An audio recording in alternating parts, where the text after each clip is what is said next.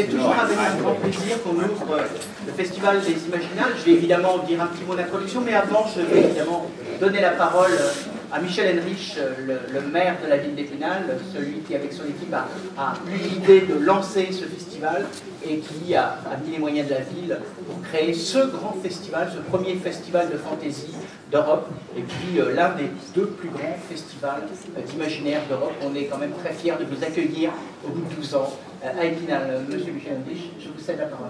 Merci, merci Stéphanie. Je voudrais tout d'abord, bien sûr, vous souhaiter à toutes et à tous une très chaleureuse bienvenue ici à Épinal, et je suis très heureux de donner ce coup d'envoi des 12e Imaginales ici à Épinal. Alors cette année, quelques particularités. Tout d'abord, un pays qui est mis à l'honneur, l'Allemagne. Vous savez que nous fêtons cette année les 50 ans du traité de l'Élysée, et qui marque la réconciliation très forte entre la France et l'Allemagne. Et nous avons cette année donc un partenariat avec le Festival du livre jeunesse de Saarbrück, et la présence bien sûr d'auteurs allemands ici. Autre mise en avant, c'est la femme, mais la femme forte, combative, conquérante. On aura sans doute l'occasion d'y revenir.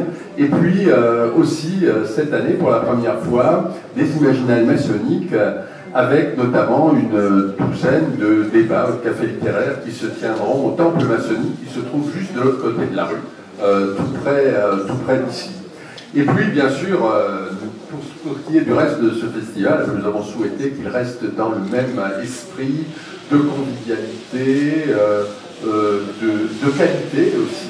Je crois que c'est un grand moment d'intelligence, mais sans jamais vraiment se prendre au sérieux. C'est comme ça que je caractériserais les Imaginales. Et puis, je voudrais adresser des remerciements au réseau des libraires lorrains qui maintenant jouent très très bien le jeu, qui l'ont toujours joué, mais ils sont de plus en plus nombreux à le jouer. Remercier également tous ceux qui permettent l'organisation du prix des Imaginales, et notamment, je pense en particulier au concours des lycéens, au concours des collégiens, et parce qu'avoir un prix qui est décerné après un vote public, un vote collectif, c'est quand même quelque chose d'assez fort. C'est une grosse organisation, et je voudrais les remercier de cette participation, et puis des remerciements encore aux organisateurs, à ceux à la cheville ouvrière. Bien sûr, si l'organisateur est la ville d'Épinal, j'aurais des remerciements particuliers à Bernard Bis, à Stéphanie Nico, et à tous ceux le service d'affaires culturelles de la ville, tous les gens qui se sont mobilisés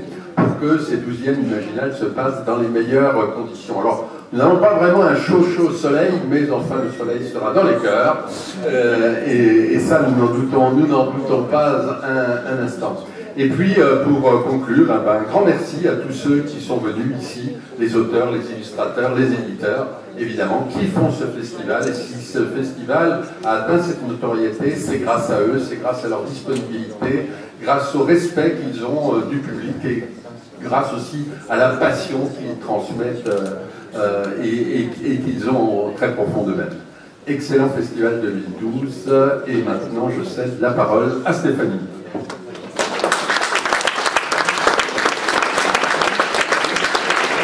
Comme le nôtre, c'est aussi beaucoup de voyages, des voyages dans le temps, et puis une façon aussi de se retrouver chaque année. Alors c'est à la fois la tradition, et oui, on a nos habitudes, nos cafés littéraires, nos tables rondes, nos conférences débats, et puis chaque année des nouveautés. Je vous appellerai bien évidemment à participer encore. Il reste quelques places, vous voyez ça avec l'accueil, au petit déjeuner, au déjeuner débat, tout ce qui fait ces rencontres conviviales et de proximité auxquelles nous tenons à Épinal énormément. Alors, je ne vais pas être long, je vais tout simplement poser les questions qui s'imposent à nos invités. On parlait de femmes conquérantes, de femmes fortes, des nouvelles femmes, à la fois des femmes écrivains. On en a un certain nombre cette fois-ci, déjà les années précédentes à Épinal. Et puis la place des personnages féminins qui ont évidemment bien changé depuis les années 50 et encore plus depuis les premiers textes imaginaires du début du siècle. Mais justement parce que notre ambition est là je crois que je peux parler aussi pour la vie, c'est l'égalité des sexes, à la fois dans la fiction, parce que c'est bien triste d'avoir des fictions monocolores à tous les sens du terme, et puis aussi dans la réalité de nos vies et de nos partages. Je ne vais pas commencer par donner par courtoisie et galanterie la parole à une femme, mais à un homme, Monsieur Shepard, tout simplement pour le remercier. Le remercier d'être présent, d'être l'un de nos invités. Cette année, c'est un écrivain important. C'est un écrivain qui a marqué l'histoire de la science-fiction anglo-saxonne, américaine, mais aussi internationale. C'est un écrivain qui s'est mis à écrire la fantasy.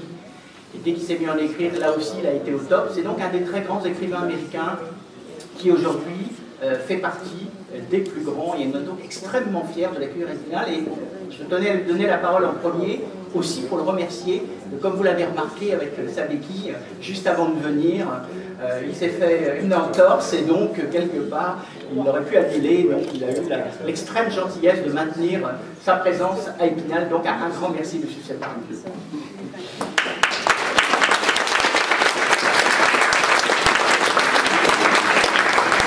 Alors, justement, je ne sais pas, pour ne pas faire dans le gros Nicole-Camp et vous taquiner un petit peu, quand vous êtes passé de la science-fiction à la fantasy, est-ce que c'est parce que vous aimez la fantasy, que vous avez voulu lui donner un petit peu un renouvellement peut-être par rapport à la tradition des grands anciens, ou est-ce que c'est parce que la fantasy aujourd'hui se vend mieux que la science-fiction? Est-ce que c'est par passion de la littérature, ou c'est juste par intérêt commercial? Je ne sais pas, mais ne me répondez pas les deux.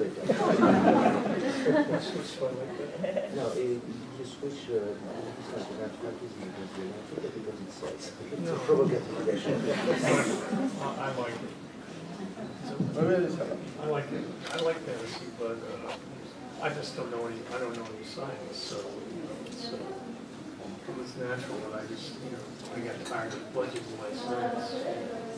So I went back to fantasy, urban, things like that, some more technical stuff.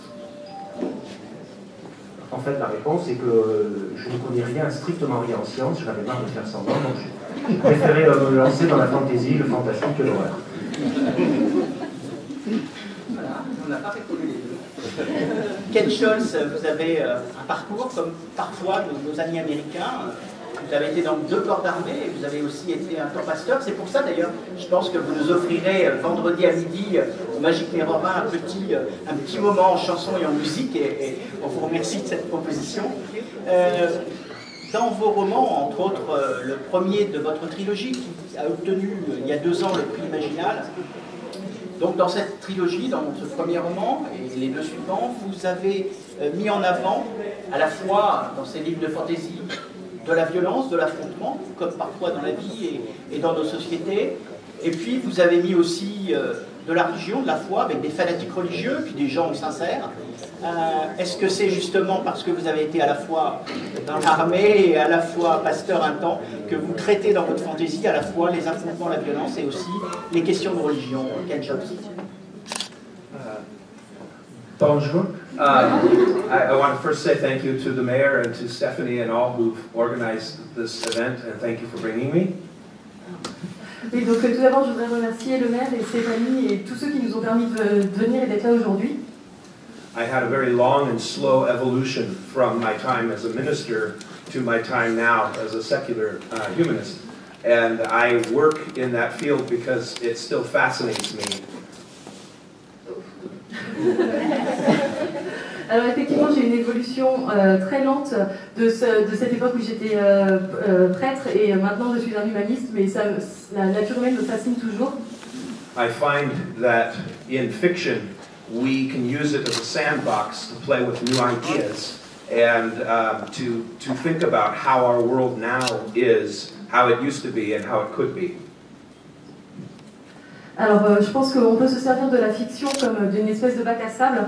On s'en sert pour voir ce que le monde est aujourd'hui, ce qu'il était avant et ce qu'il pourrait devenir.